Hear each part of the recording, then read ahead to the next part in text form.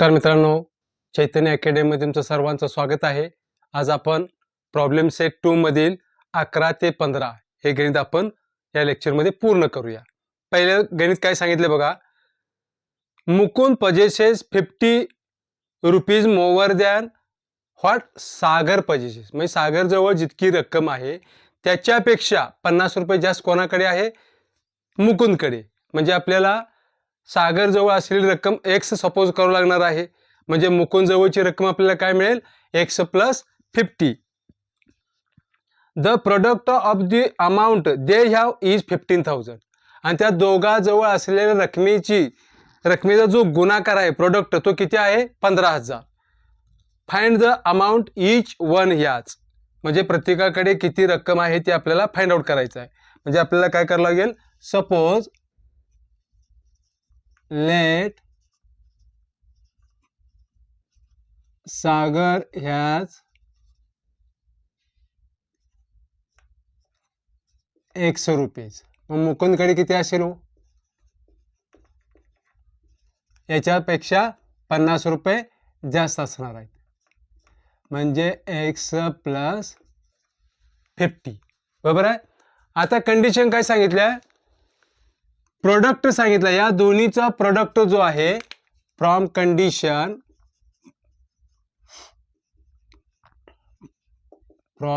Condition या दोन्हीचा product जो आहे तो प्रोडक्ट किती सांगितलाय?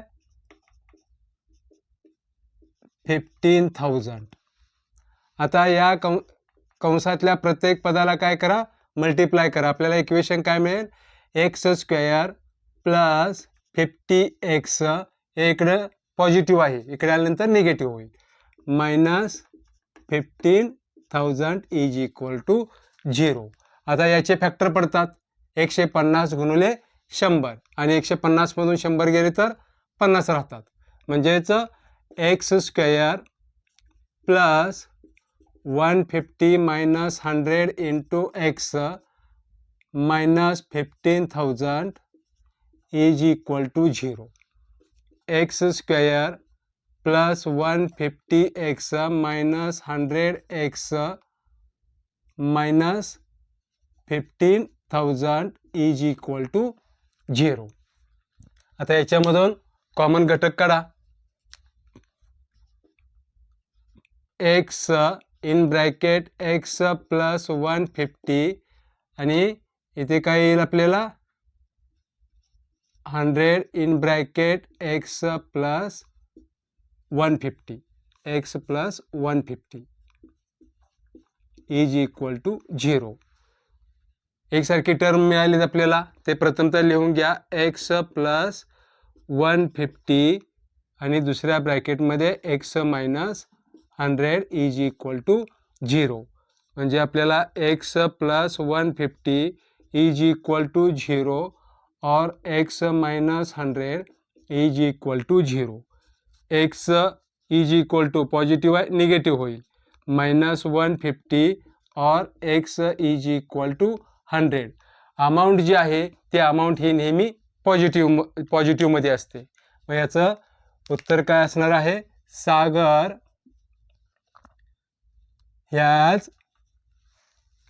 जवळ किती अमाऊंट असणार आहे?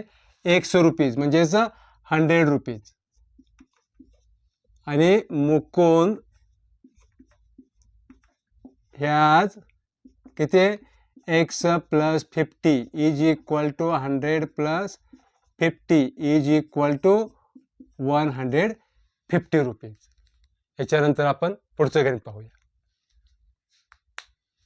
आता आपण पुढचा 12वा प्रश्न पाहूया. काय सांगितलं बघा.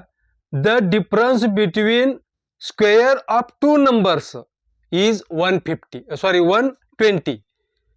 म्हणजे दोन संख्या दिलेल्या आहेत आणि त्या दोन संख्येमधला फरक हा जो आहे तो 120 सांगितलेला आहे. याचा अर्थ एक संख्या मोठी असणार आहे आणि एक संख्या लहान असणार आहे. म्हणजे आपल्याला काय करावं लागेल? मोठी संख्या x मानूया. सपोज बिगर नंबर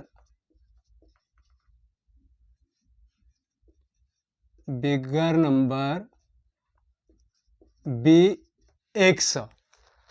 आता दिलेल्या कंडिशननुसार जाऊ आपण की हा नंबर जर मोठा असेल तर दुसरा नंबर आपण एकच व्हेरिएबल यूज करणार आहे. कंडिशननुसार जाऊ आपण. फ्रॉम कंडिशन त्या दोन संख्येमधला फरक जो आहे तो फरक किती सांगितलाय 120. म्हणजे इथे काय येणार bigger number square minus smaller number square. म्हणजे बिगर नंबर आणि स्मॉलर नंबर जो आहे यांच्या वर्गाच्या फरक जो आहे तो किती आहे 120 सांगितलेला आहे. 120. आता बिगर नंबर आपण काय सपोज केलाय हो, हा बिगर नंबर आहे. इथं x square minus smaller number माहित ना आपल्याला, इथं मी smaller number bracket square is equal to 120. हे 120 इकडे ट्रान्सफर करा आणि हे स्मॉलर नंबर इकडे ट्रान्सफर करा. आपल्याला काय मिळेल स्मॉलर नंबर ब्रॅकेट स्क्वेअर. ही टर्म इकडे ट्रान्सफर केलं मायनसचं प्लस होईल आणि हे इकडे ट्रान्सफर केलं तर प्लसचं मायनस होईल. म्हणजे आपल्याला इक्वेशन काय मिळेल एक्स स्क्वेअर मायनस 120. हे आपल्याला फर्स्ट इक्वेशन मिळालं. दुसरी कंडिशन काय सांगितलं बघा. The square of a smaller number.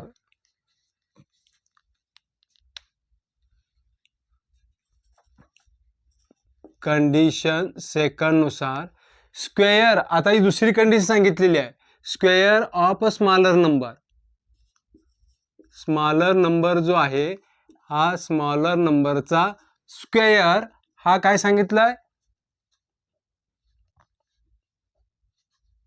is twice the greater number. Is twice the greater number. Twice the greater number. Greater number. मी इथे ग्रेटर आहे इथे मी बिगर समजला, इथं सपोज केला तुम्ही ग्रेटर म्हणा. ग्रेटर इथे सुद्धा ग्रेटर म्हणा. जिथं बिग आहे तिथं ग्रेटर सपोज करा. ग्रेटर नंबर म्हणा. आता ग्रेटर नंबर आपण काय सपोज केला एक्स सपोज केलेला आहे. म्हणजे आपल्याला काय मिळालं 2 × x. हा काय मिळाला स्मॉलर नंबर. स्मॉलर नंबर जो आहे तो त्याचा वर्ग हा ग्रेटर नंबरच्या दुपटी इतका आहे. काय आहे दुपटी इतका. म्हणजे स्मॉलर नंबर आपल्याला काय मिळाला 2x मिळाला. म्हणजे हे जे आहे इक्वेशन म्हणजे स्मॉलर नंबरचा हा जो व्हॅल्यू आहे हे व्हॅल्यू मी या ठिकाणी ठेवू शकतो कारण इथं पण स्मॉलर नंबर स्क्वेअरच आहे आणि हे आपल्याला दुसऱ्या कंडिशननुसार स्मॉलर नंबर काय सांगितलं आहे ट्वाइस द ग्रेटर नंबर सांगितलेला आहे. मी या ठिकाणी ही किंमत ठेवतो.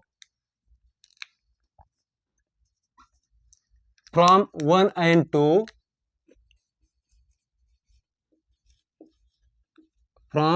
and 2 काय येतं 2x is equal to x square minus 120. हे इकडे प्लस आहे इकडे गेल्यानंतर मायनस होईल. X square minus 2x minus 120 is equal to 0. बरोबर आहे. आता याचे फॅक्टर पडतात. याचे फॅक्टर कोणकोणते पडतात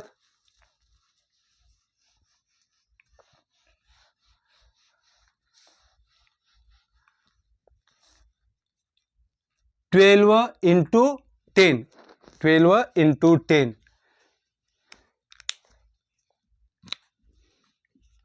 x square minus 12 minus 10 x minus 120 is equal to 0. X square minus 12x plus 10x minus 120 is equal to 0. आता याच्यामधून कॉमन घटक काढा. x minus 12 plus 10x minus 12 is equal to 0. हे दोन्ही फॅक्टर कसे आहेत एकसारखे आहेत. आता x minus 12 in bracket x plus 10 is equal to 0. x minus 12 is equal to 0 और x plus 10 is equal to 0. ये निगेटिव आहे पॉझिटिव्ह होईल. x is equal to 12 और x is equal to minus 10. हे काय सांगितलं? Greater number. आता याच्यामधला जो नंबर आहे तो कोणता आहे? ग्रेटर नंबर कोणता आहे? x is equal to 12 मिळाला. आता स्मॉलर नंबर माहिती आहे का हो? हा स्मॉलर नंबर माहित नाही. स्मॉलर नंबर जो आहे हा स्मॉलर नंबर काय सांगितलाय? हा स्मॉलर नंबर हा ग्रेटर नंबरच्या दुपटी इतका आहे. म्हणजे इथं आपण काय सपोज केलं होतं? 2x म्हणजे 1च्या ठिकाणी 12 ठेवा म्हणजे आपल्याला स्मॉलर नंबर काय मिळेल? 2 × 12 इज इक्वल टू काय असणार आहे? 24. पण हा 24 जो आहे हा 24 एकतर पॉझिटिव्ह असेल किंवा निगेटिव्ह असेल. पण हा इथे स्क्वेअर आहे. आपल्याला काय करायचं आहे? दोन्ही बाजूचं वर्गमूळ घ्यायचं आहे. दोन्ही बाजूचं वर्गमूळ घेतल्यानंतर काय मिळेल आपल्याला? हा मिळाला आपल्याला स्मॉलर नंबर. स्मॉलर नंबर हे याचं वर्ग म्हणजे दोन्ही बाजूचं वर्गमूळ घेतल्यानंतर याचं वर्गमूळ स्मॉलर नंबर आला. आणि हे काय येईल आपलं? वर्गमुळात 24. एकदा पॉझिटिव्ह असेल किंवा निगेटिव्ह असेल. हे झाले काय? ग्रेटर नंबर 12 आणि स्मॉलर नंबर जो आहे तो एक प्लस √24 असेल आणि दुसरा काय असेल? मायनस √24 असेल. याच्यानंतर आपण पुढचं गणित पाहूया. आता आपण पुढचा 13वा प्रश्न पाहूया. काय सांगितलं बघा? Ranjana wants to distribute 540 orange among some students. म्हणजे काही विद्यार्थ्यांना काय करणार आहे? 540 ऑरेंजेस आहेत ते काय करणार? डिस्ट्रीब्यूट करणार आहे. त्या वर्गामध्ये एकूण किती विद्यार्थी माहित आहेत का? माहित नाहीत. म्हणजे काही विद्यार्थ्यांना 540 काय करणार आहे? ते ऑरेंजेस वाटणार आहेत. त्याच्यानंतर काय सांगितलंय? इफ 30 स्टुडंट्स वेअर मोवर, जर का 30 विद्यार्थी वाढले तर each would get 3 orange less. 3 orange less. पहिल्यांदा आपल्याला काय समजायचं? त्या वर्गामध्ये एकूण विद्यार्थी किती आहेत माहित का? नाही. त्याच्याबद्दल let there are x students.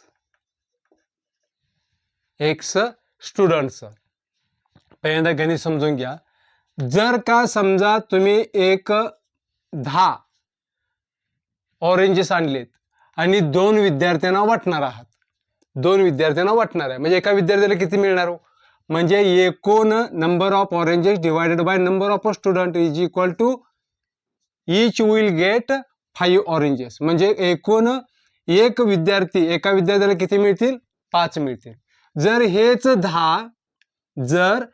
10 तुम्ही पहिल्यांदा किती विद्यार्थ्याला देणार आहे? 2 विद्यार्थ्याला देणार आहे. याच्यामध्ये जर का सपोज 3 विद्यार्थी वाढले तर एका विद्यार्थ्याला किती मिळतील? 3 × 2 5. 5 निघाना या 10ला भागल्यानंतर किती आलं? 5 2 10. म्हणजे एका विद्यार्थ्याला किती मिळेल? 2 मिळतील. याच पद्धतीचं हे गणित आहे. काय सांगितलंय बघा? तिथे एकूण विद्यार्थी किती आहेत? x विद्यार्थी आहेत. आता कंडिशन नुसार काय सांगितलंय की 540 आहे का? 540 oranges distribute between x students. बरोबर आहे का? जर x स्टुडंट मध्ये जर 540 ऑरेंजेस वाटणार असतील तर प्रत्येक स्टुडंटला किती मिळतील हो? ईच स्टुडंट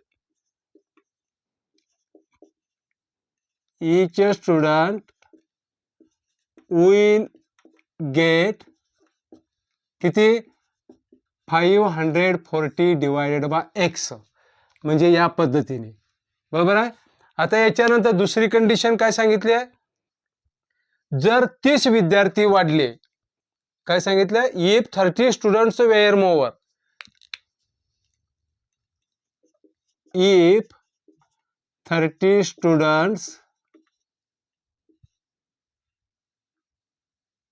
स्टुडंट्स इंक्रीज, जर का 30 विद्यार्थी वाढले तर काय होईल, number of student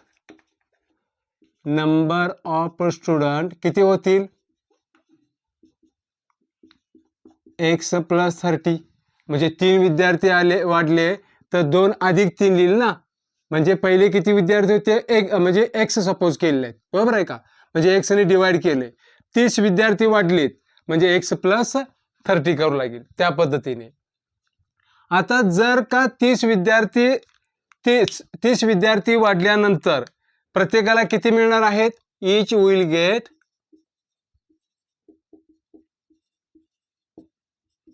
540 divided by x + 30. जर 30 विद्यार्थी, आता काय करायचं, कंडिशन नुसार जाऊ आपण, from condition,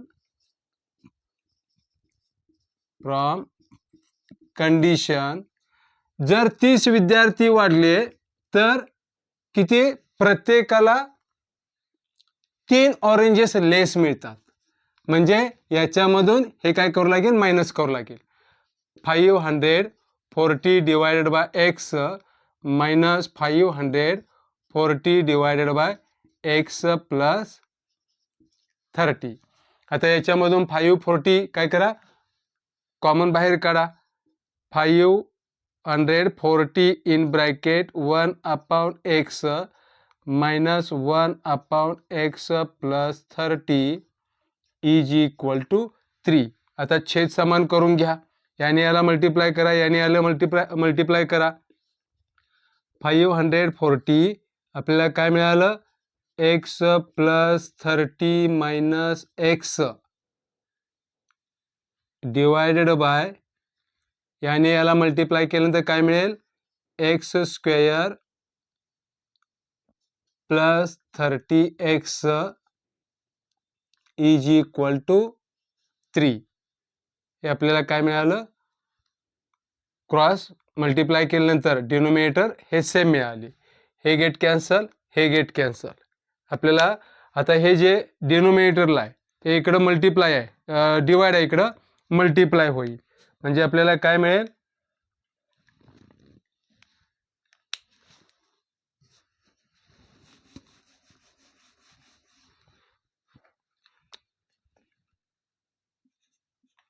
$540 into 30 is equal to, हे इकडं डिवाइड आहे, इकडं मल्टिप्लाय होईल, 3 इन ब्रॅकेट x² + 30x, याने याला मल्टिप्लाय करा, काय मिळेल, 0 0 3 चौक 12 3 5 15 आणि 1 16, इथे काय मिळेल, 3x² + 90x होईल, 3x² + 90x is equal to 16,200. हे इक्वेशन मिळालं आपल्याला. आता 3 ने भाग जातो, म्हणजे याला जर 3 ने डिवाइड केलं तर काय मिळतो आपल्याला, x² + 30x is equal to 3 5 15 3 चौक 12, हे आपल्याला इक्वेशन मिळालं. आता ही जी टर्म आहे ती इकडे ट्रान्सफर करा, ही टर्म इकडे ट्रान्सफर केल्यावर काय मिळेल, x² + 30x minus 540 is equal to 0. इथे काय मिळतंय, फॅक्टर मिळतात, कोणते, 90 आणि 60, 9 संग 54 आहे, म्हणजे x² plus in bracket 90 minus 60 into x minus 5,400 is equal to 0. x² plus 90x minus 60x minus 5,400 is equal to 0. Common काढा आता, x in bracket x plus 90 minus 60 x plus 90 is equal to 0. इथे काय आलं, x plus 90 दुसऱ्या कंसात x minus 60 is equal to 0. X plus 90 is equal to 0 और x minus 60 is equal to 0. X is equal to minus 90 आलं आणि और x is equal to हे 60 आलं. इथे काय काढायला सांगितलंय, नंबर ऑफ स्टुडंट किती, 60. हे निगेटिव्ह मध्ये आहे, हे याचं उत्तर नसणार आहे. याच्यानंतर आपण पुढचं गणित पाहूया. आता आपण पुढचा 14वा प्रश्न पाहूया. काय सांगितलं बघा 14वा प्रश्न. 14वा प्रश्न, mister Dinesh owns an agriculture farm at village Talwel. म्हणजे काय, या तलवेलमध्ये एक म्हणजे ह्या व्हिलेजमध्ये काय केलेलं आहे, एक फार्म आहे दिनेशचं. The length of the farm, या फार्मचं गण आहे, ही लेंथ जी आहे ही लेंथ आहे आणि ही ब्रेडथ आहे, बरोबर आहे. The length of the farm is 10 metre, is 10 metre more than twice the breadth. 10 metre more than twice the breadth. कारण ब्रेडथ आपल्याला माहित नाही, त्याच्यामुळे आपण काय करतो, त्याच्याबद्दल एक्स सपोज करतो, एक्स सपोज करतो. नंतर पुढे काय सांगितलंय, in order to harvest rain water he dug a square shaped pond inside the farm. म्हणजे याच्यामध्ये स्क्वेअर शेप पॉन्ड काय केलं, त्यांनी डग केलेला आहे, खोदलेला आहे. तर स्क्वेअर शेप आहे म्हणजे सगळ्या बाजू कशा आहेत, सारख्या आहेत. द साइड ऑफ पॉन्ड, म्हणजे आता या पॉन्डचं जे गण आहे, जी साइड आहे, side is 1/3 of the breadth of the farm. 1/3 किती आहे, 1/3 ऑफ ब्रेडथ. ब्रेडथ किती आहे, एक्स सपोज केलेला आहे. आणि नंतर गण शेवटचं कंडिशन, याच्यावरून आपल्याला इक्वेशन मिळणार आहे. काय सांगितलंय, द एरिया ऑफ फार्म, या फार्मचा एरिया, लांबी गुणले रुंदी, length into breadth, is 20 times, म्हणजे 20 times the area of pond. म्हणजे याचा जो एरिया आहे तो याच्या एरियाच्या 20 टाइम्स एरिया ऑफ पॉन्ड म्हणून सांगितलेला आहे. बघूया आपण आता याच्यानुसार, लास्ट कंडिशन नुसार आपल्याला काय मिळते, इक्वेशन मिळते. बघू काय, length of, suppose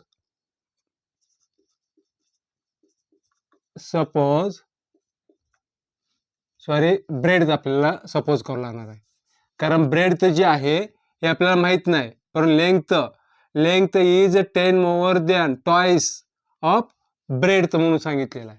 suppose breadth is x metre, metre मध्येच दिले ना,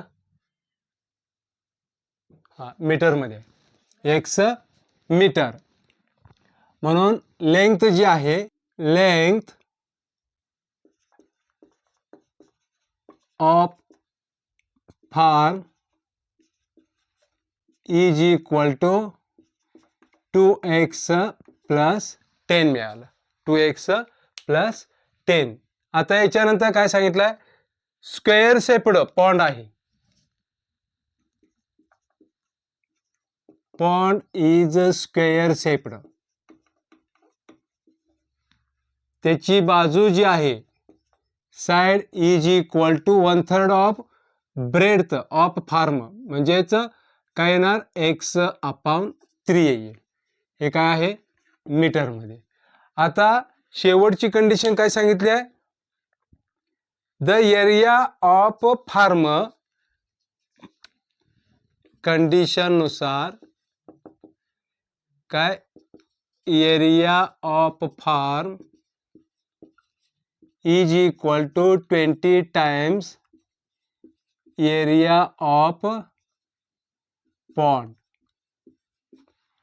मग पॉन्ड जो आहे तो कसा आहे, स्क्वेअर शेप आहे. स्क्वेअर शेप म्हणल्यानंतर त्याचं सूत्र काय येणार, साइड इंटू साइड, आणि याचं सूत्र काय येणार, एल इंटू बी.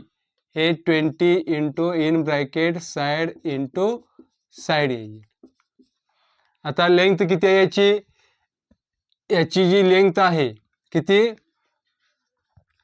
2x + 10 आणि ब्रेडची किती आहे x is equal to 20 in bracket side किती आहे x/3 into x/3 x/3 into x/3. आता याने कंसातल्या टर्मला काय करा मल्टिप्लाय करा तर आपल्याला काय मिळेल 2x² + 10x is equal to 20 into x x² divided by 3 into 3 9 आला. आता काय करायचं हे जे आहे हे 9 इकडे मल्टिप्लाय करा इकडे डिवाइड आहे म्हणजे आपल्याला काय मिळेल 9 in bracket 2x² + 10x is equal to 20x² मिळेल. याने कंसातील प्रत्येक टर्मला मल्टिप्लाय करा 18x² + 19x is equal to 20x². ह्या दोन्ही टर्म इकडे ट्रान्सफर करा आपल्याला काय मिळेल 20x² minus 18x² minus 19x is equal to 0 मिळेल. आता इथं हे सेम पेयर आहेत म्हणजे 20 मधून 18 गेल्यानंतर काय मिळेल आपल्याला 2x² इथे काय मिळेल 2x² minus 90x is equal to 0. याच्यामधून 2x कॉमन निघतो 2x राहिला x minus 45 is equal to 0 म्हणजे 2x इज इक्वल टू 0 और x minus 45 is equal to 0. नंतर इथे मल्टिप्लाय इकडे डिवाइड होईल म्हणजे x ची इथे किंमत काय येईल 0 शून्य तर गण उत्तर नसणारच आहे हे 0 और x is equal to negative positive होईल. ही जी गण किंमत आली x म्हणजे ब्रेडथ ऑफ फार्म इथे लिहा breadth is equal to x is equal to 45 metre. Length हे फार्म बद्दल आहे 2x + 10 is equal to 2 into 45 + 10 is equal to 90 + 100 10 is equal to 100 metre. ही लेंथ ऑफ फार्म आणि ब्रेडथ ऑफ फार्म आहे. आता काय आहे साइड ऑफ पॉन्ड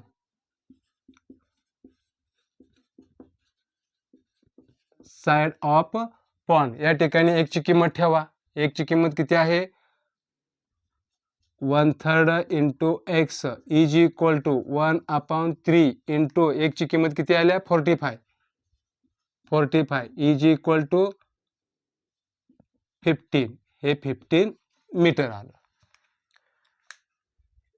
फार्मची breadth 45 metre length of farm किती आहे 100 मीटर आणि साइड ऑफ पॉन्ड किती आहे 15 मीटर. याच्यानंतर आपण पुढचं गणित पाहूया.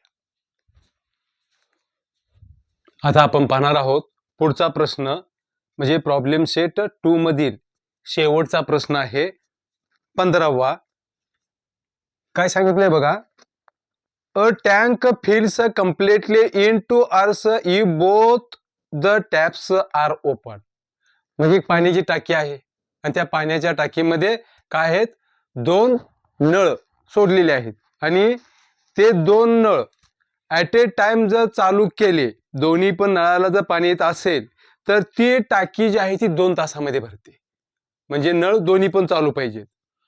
If only one of the taps is open at the given time जर आता दोन्ही पैकी एक जर नळ जो आहे टॅप काय ओपन असेल चालू असेल आणि दुसरा जर बंद असेल तर त्याच्यामध्ये काय सांगितलं बघा the smaller tap takes 3 hours more than the larger one to fill the tank.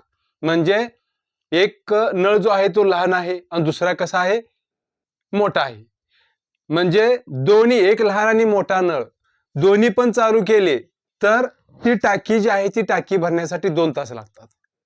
जर त्या दोन्ही नळापैकी एक मोठा नळ जो आहे तो नळ बंद केला आणि लहान चालू केला तर लहान नळ काय करेल, जे मोठा नळ जो आहे याला जितका वेळ लागतो त्याच्यापेक्षा लहान नळाला काय काय लागतात, 3 तास जास्त लागतो.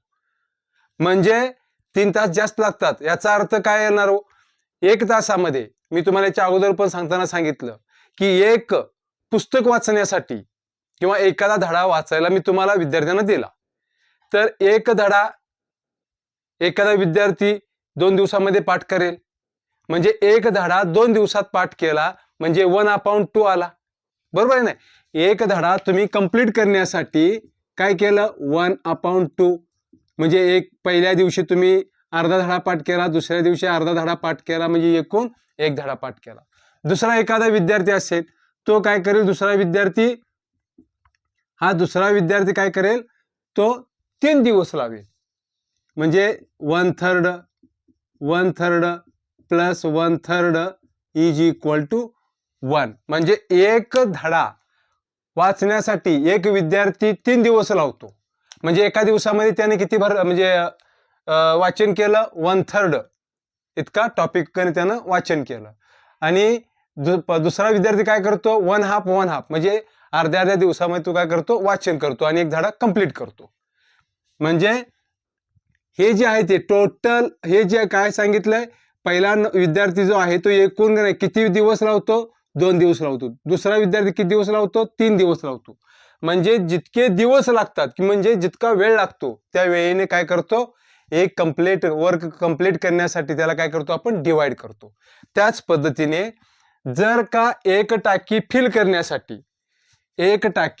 फिल करण्यासाठी दोन्ही नळ चालू केले तर 2 तास लागतात. मग 1 तासामध्ये किती होईल, मोठा नळ लहान नळ हा मोठ्या नळापेक्षा 3 तास जास्त घेतो. म्हणजे पहिल्यांदा आपल्याला काय करावं लागेल, मोठ्या नळाचं म्हणजे किती वेळ लागतो ते टाकी भरण्यासाठी, मोठ्या नळासाठी किती वेळ लागतो ते आपल्याला सपोज करावं लागेल. Suppose larger tap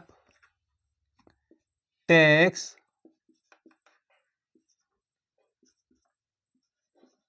X hours to fill the tank भरण्यासाठी मोठ्या नळाला किती तास लागतात, X तास लागतात. म्हणजेच आता स्मॉलर टॅप टेक्स किती, याच्यापेक्षा 3 तास जास्त लागतात. म्हणजे X + 3 hours बरोबर आहे, टू फिल द टँक. पण X तास लागतात एक टँक फिल करण्यासाठी. पण एका तासामध्ये हा मोठा नळ जो आहे तो किती पाणी भरतो माहिती आहे का, हा किती एका तासामध्ये पाणी भरतो हे माहिती आहे का, त्या टाकीचा भाग माहित नाही. मग 2 तासामध्ये दोन्ही नळ चालू केल्यानंतर एक टाकी भरते. बरोबर आहे. म्हणून आपण काय करू, हे पहिल्यांदा 1 तासामध्ये किती भरतो, म्हणजे किती पाणी टाकी एका तासामध्ये किती भरते आणि 2 तासामध्ये कंडिशन नुसार काय सांगितलंय बघा, larger tap will fill tank part in 1 hour. एका तासामध्ये किती भरेल, तो 1/x भरेल. 1/x भरेल. बरोबर. इथे मी सांगितलेल्या त्या पद्धतीने. तशाच पद्धतीने हा मोठा टॅप जो आहे हा टाकीचा काही भाग एका तासामध्ये, आता इथे 1 तासामध्ये झालं, आता 2 तासासाठी 2 तासामध्ये किती भरेल, 2/x भरेल. बरोबर आहे का, कारण दोन्ही पद्धत चालू केल्यानंतर एक टाकी फिल होणार आहे. आता smaller tap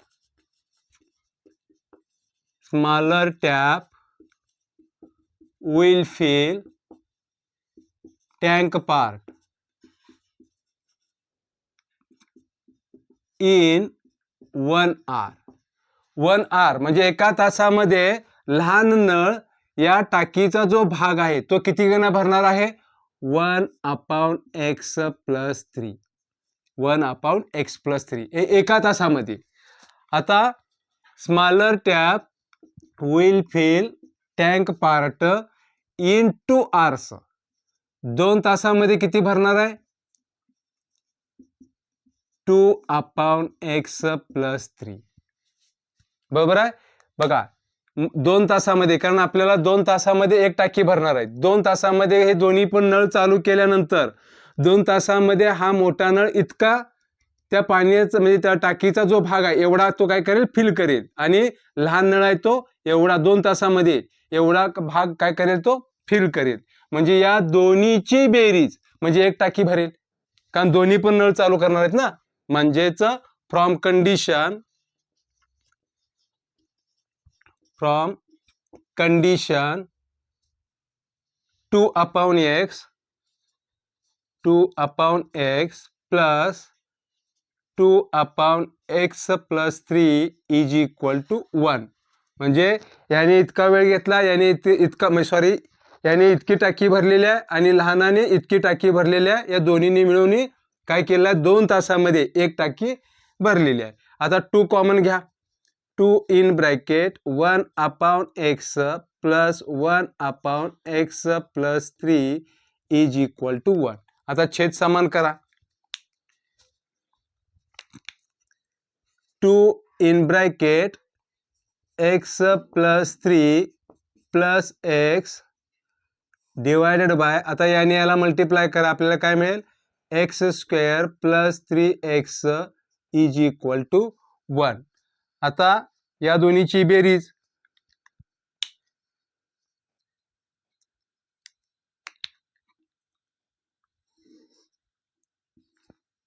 2 in bracket 2x+3 हे इथं मल्टिप्लाय आहे, इकडे गेल्यानंतर काय होईल? डिवाइड होईल. म्हणजे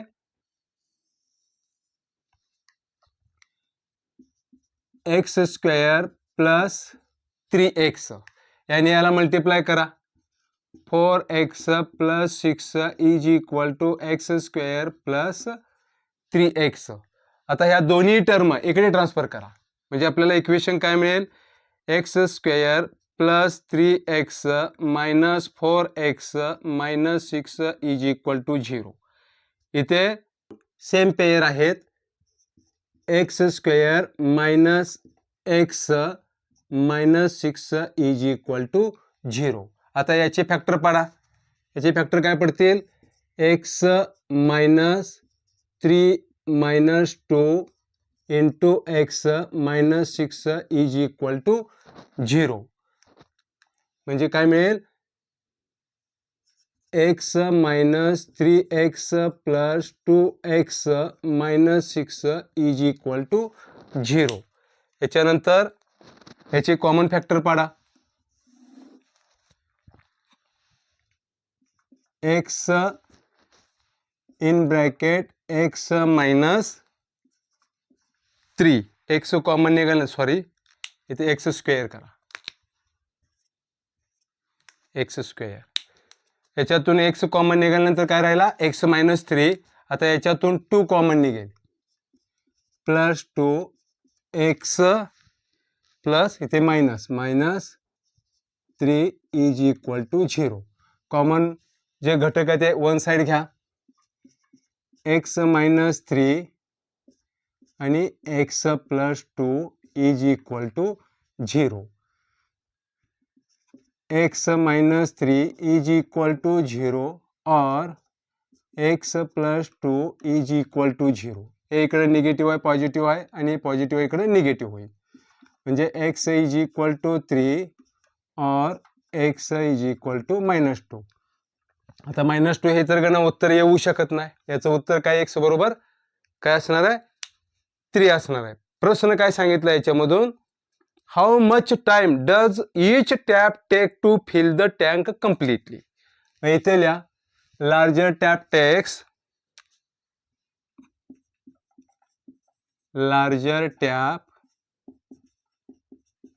takes किती 3 hours to complete the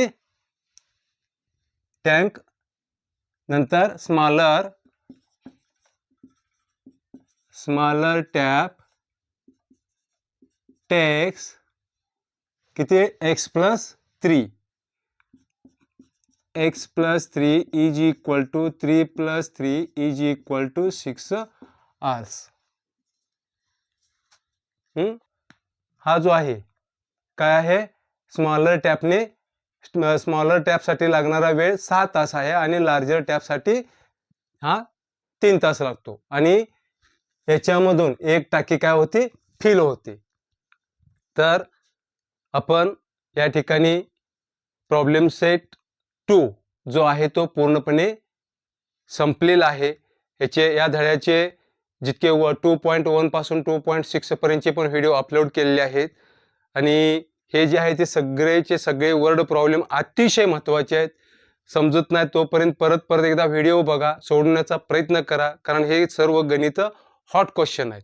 हे तुम्हाला मॅक्झिमम 4 मार्क मिनिमम 3 मार्कासाठी तुम्हाला प्रश्न याच्यामधून येतो. आता आपण इथेच थांबू. जर तुम्हाला काही अडचण कोणत्या गणित वगैरे सोडण्यामध्ये काही अडचण आली तर कमेंटमध्ये मला कळवा, मी तुम्हाला सोडवून देण्याचा प्रयत्न करेन. आपण इथंच थांबूया. जर हा व्हिडिओ तुम्हाला खरोखर आवडला असेल तर लाईक करा, शेअर करा आणि सबस्क्राईब करा. धन्यवाद.